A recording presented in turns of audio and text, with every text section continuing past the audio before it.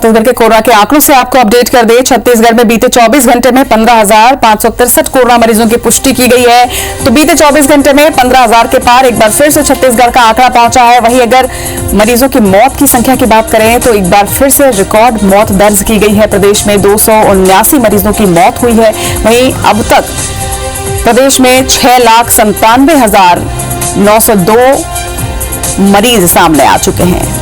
मौत के आंकड़े पे एक नजर डालें तो 8,061 मौत अब तक प्रदेश में दर्ज की जा चुकी है। वहीं बीते 24 घंटे में 14,263 मरीज डिस्चार्ज भी किए गए। अब तक 5,70,995 मरीज पूर्ण रूप से स्वस्थ हुए हैं। लेकिन अगर एक्टिव मरीजों की संख्या की बात करें तो ये 1,18,846 पर प्रदेश में इस वक्त।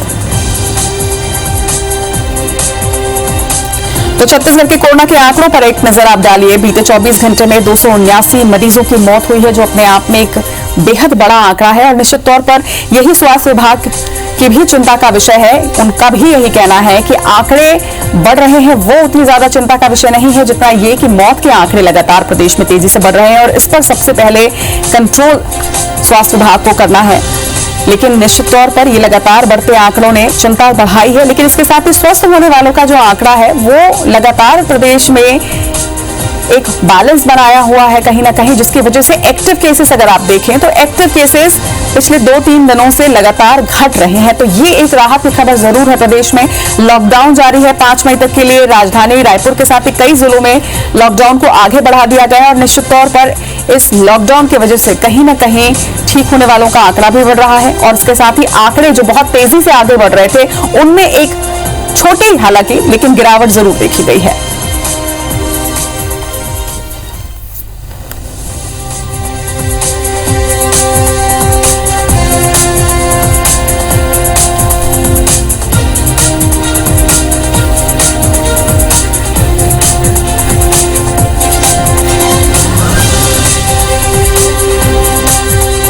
तो छत्तीसगढ़ के कोरोना के आंकड़े आप एक नजर में देखिए। 24 घंटे में 15,000 से ज्यादा संक्रमित सामने आए हैं। तो वहीं 24 घंटे के अंदर ही 279 मरीजों की मौत भी प्रदेश में दर्ज की गई है। लेकिन इसके साथ ही अच्छी और राहत भरी खबर ये कि प्रदेश में लगातार तेजी से ठीक होने वालों का आंकड़ा भी बढ़ रहा है। कल 14,263 मरीजों ने कोरोना से जंग जीती है और अस्पतालों से डिस्चार्ज किए गए हैं। हालांकि अब तक के आंकड़े की अगर आप बात करें तो 5,70,995 मरीज अब तक स्वस्थ हो चुके हैं पूर्ण रूप से और अस्पतालों से डिस्चार्ज किए जा चुके हैं।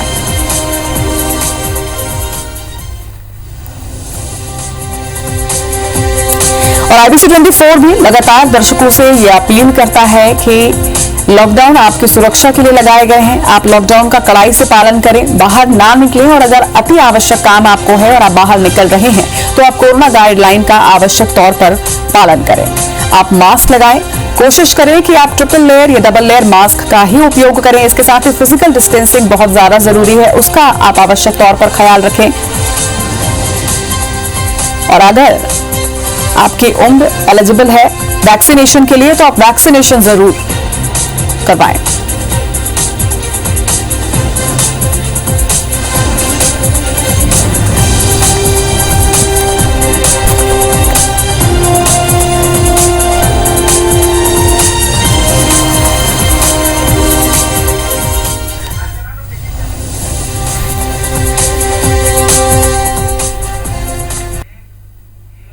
और कोरोना से जुड़े मामले पर हमारे साथ हमारी सहयोगी प्रिया पांडे जुड़ रही हैं। प्रिया, अगर बढ़ते कोरोना संक्रमण के बीच एक राहत भरी खबर की बात करें तो राहत भरी खबर ये जरूर है कि लगातार प्रदेश में एक्टिव केसेस की संख्या जो है वो निश्चित तौर पर कम होती जा रही है और ठीक होने वालों का आंकड़ा जो है वो भी लगातार बढ़ रहा है।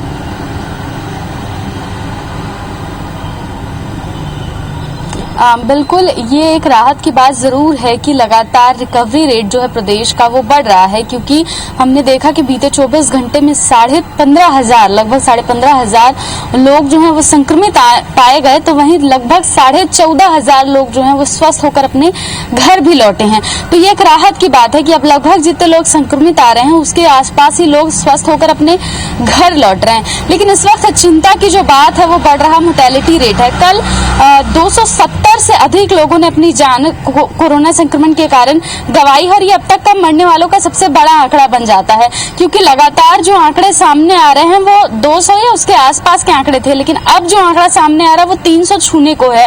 और इस वक्त जिस हिसाब से रिकवरी रेट बढ़ रहा है उस हिसाब से मोर्टेलिटी रेट भी बढ़ रहा है।